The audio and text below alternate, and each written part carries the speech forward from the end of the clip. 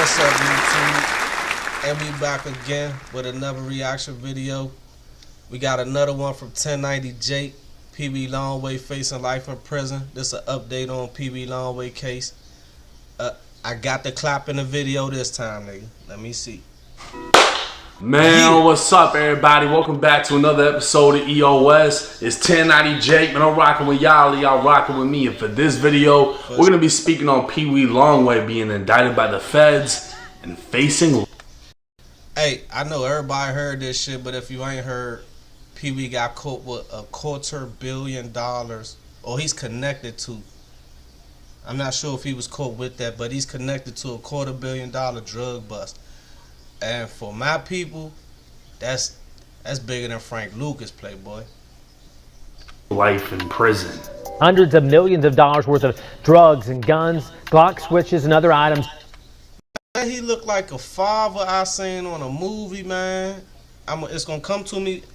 Taken off the streets thanks to a special detail that culminated Thursday in Muskogee County. Law enforcement call it Operation Sweet Silence, which was a 2.5 years in the making, aimed at taking down gang members and cutting crime. Over $279 million in street value of what?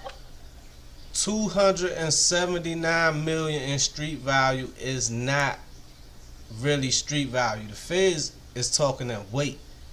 We talking 279 million broken down hand for hand. That's probably $1 billion hit right there.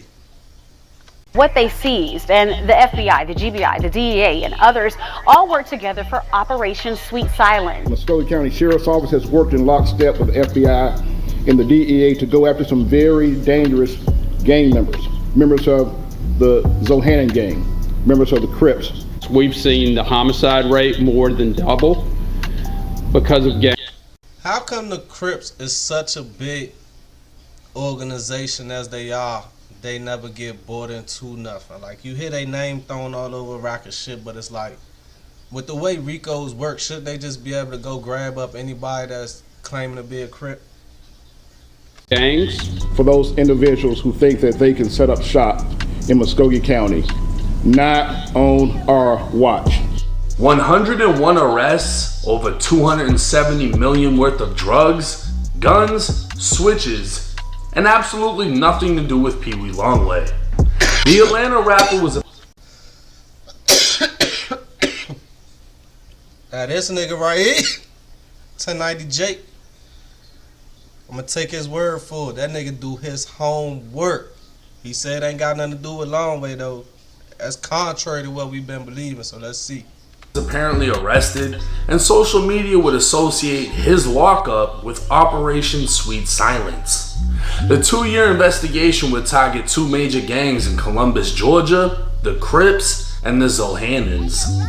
Local, state, and federal agencies would strike simultaneously, with the FBI bringing 250 agents along with 7 SWAT teams. 7 SWAT teams. So if you saw the first video I made when he was first arrested, I was trying to figure out how they caught 101 people in the same day. I mean, it's not hard to figure out if you know what you know, but it's just crazy to think that they had to hit that many houses in the same day. 7 different SWAT teams, plus how many different agents. 155 guns would be recovered, along with over $270 million in cash, and tons of drugs that I can't show on YouTube without getting demonetized. But nobody could find the connection to PEEWEE Longway, as his name wasn't listed anywhere as being arrested. But that's why y'all watch me, right? Because I get the paperwork for y'all. According to an indictment out of Atlanta, PEEWEE Longway, whose real name is Quincy Williams, was charged with conspiracy to distribute a controlled substance, selling, distributing, or dispensing a controlled substance, and money laundering. PEEWEE would be indicted with 7 co-defendants, the majority being Mexican. See, on my first video I said, these type of numbers these is cartel numbers. That boy had a plug. Which plays an important role in this indictment. Since May of 2023, the Atlanta DEA has been investigating a man named Francisco Cortez, who's also known as Paco. Paco Primo, there you go right there. Hey, listen. We be getting money, but $280 million bust? Nah, that's a little different right there. Primo. Allegedly, Cortez was trafficking drugs and laundering money throughout North Georgia, and agents identified several cell phone numbers associated to him. His second in command would be identified as Luis Miguel Montoya Villagomez, aka Pelon. That nigga got 12 names. He real Spanish. He'd be responsible for the coordination of suspected narcotics shipments from Houston, Texas coming into Atlanta. The drugs would be sold throughout the A, and the money would make its way back to Cortez. On the 4th of July 2024, agents intercepted a wiretap between Cortez and Quincy Williams, aka PEEWEE Longway. The conversation was cryptic. Listen. It don't matter what code you think you talking in. You want to call it tennis shoes, grass, rocks, it don't matter. They be hip to that shit because there's always somebody snitching that's telling them what the fuck the code words is. They ain't just sitting around figuring it out. So, talking on the phone to the plug, saying anything other than a time or, you know what I'm saying, how you doing, and that's out of question. With Cortez saying, on the shoes, I got you for sure. On the windows, give me 20 bags so I can get at least 20 of them. Cortez would then say, I got you on the shoes in less than an hour. DEA agents would interpret the conversation as PEEWEE negotiating for an unknown amount of shoes or cocaine and 20 kilos of meth or windows. See, they ain't say e-pills, they ain't say weed or nothing for the windows. They knew exactly he was talking about meth. That's somebody that's in a circle that was running their mouth. And like they said, they was doing investigation for 2.5 years, so. Because of the holiday and the 1 hour time window, agents weren't prepared in time and remained unsure if the transaction took place. But another one would 4 days later. On July 8th, it was 3:20 p.m. as agents monitored the Cortez residence with an electronic surveillance platform. A vehicle would pass by several times before parking in the roadway. Cortez's wife would then exit the residence and approach the vehicle. The passenger would exit, opening the trunk and passing her a large cardboard box she then brought inside. An hour later, And just cause a nigga give me a large cardboard box don't mean there's nothing illegal in there. It could be kittens, clothes, don't know, you know what I'm saying? The vehicle would pull up and PEEWEE Longway would exit the rear passenger seat, walk into the front door of the home. He'd walk back with the large cardboard box, placing it into the trunk and leaving. On July 11th, agents intercepted another wiretap between Cortez and his second in command for a sale of 40 kilos of. Now you see, out of all the videos Jake could have used, he used the video with Thug and Longway together. So it might be a connection right there. We might gotta look for that coming up in Thug trial and shit. I don't know if Longway and them got brought into it because they ain't with the slime shit, but they did have the Crips in there fucking with Gunna hot ass. Cocaine that would take place the next day. A van would be seen unloading and loading at Cortez's home, and agents would trace it to another home they'd hit with a search warrant. Agents wouldn't find any drugs, but would recover $500,000 in cash bundled in shoeboxes. That boy had $500,000 in cash in the house. Throughout the criminal complaint, the focus would remain on Cortez, and it would appear he was the plug. But at this point, no agent could prove PEEWEE Longway did anything aside from pick up a box that could have had anything inside of it. In fact, that's all they had on him. He could have literally picked up shoes. Hey, that video right there, boy, when I was trapping like a, hey, that was my shit. Hey, that video right there bring back a nostalgic feeling to it. Shout out to Longway, man. In a box. But regardless, he'd be charged with conspiring to distribute at least 500 grams of meth and 5 kilos of cocaine, all because of a wiretap conversation with no proof that the deal even went down. A wiretap conversation with no proof that the deal ever happened, and they gonna hold you to that. That's the same thing as showing yourself online holding a gun. They don't need the gun to lock your ass up and charge you with a gun charge. That's how scary the feds are. Arrest warrants would go out and PEEWEE Longway would be placed into custody. The feds would file an order of detention pending trial, meaning they didn't want PEEWEE released on bond. Reason being, he has a lengthy criminal record with several prior convictions for Nah, ain't the fucking reason. His ass a flight risk. He connected to the cartels. It ain't nothing for him if he was to hit the border with a big ass bust like that, $280 million, you connected to the cartels, some money like that. They surely gonna put you up over there if you can make it down there. That's why they let his ass out.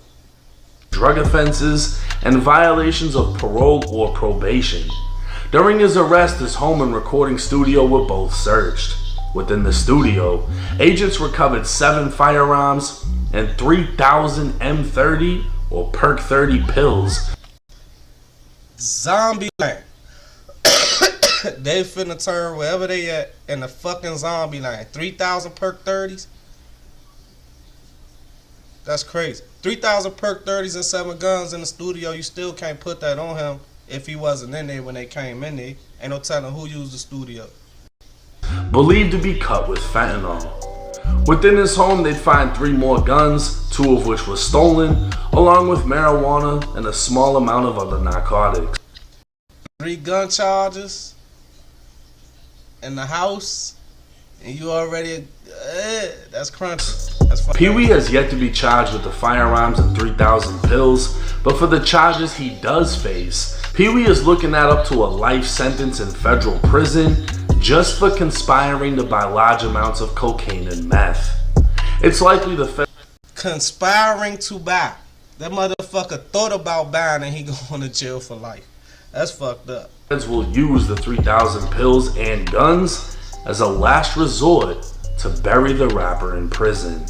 Now all of that 270 million worth of drugs and the gang takedowns, and PEEWEE's not in none of that paperwork. That doesn't have shit to do with him. It just so happens everything kind of happened at the same time. Darn. Allegedly, the word is they're cracking down on the cartels. Yeah, shit. I don't do no gangbang. Don't want no smoke with the cartels. Fuck that. Bringing drugs into Atlanta. And all of his co-defendants in this case are Mexican. But I'm not saying nothing about no cartels, because they don't motherfucking play. So, we just gonna keep it moving. Anyways, as far as PEEWEE Longway goes, the feds are so fucking scary that if you just say something over the phone about buying something. Hey, when you at Longway level, when you dealing with shit like that, you supposed to have like 5 different phones.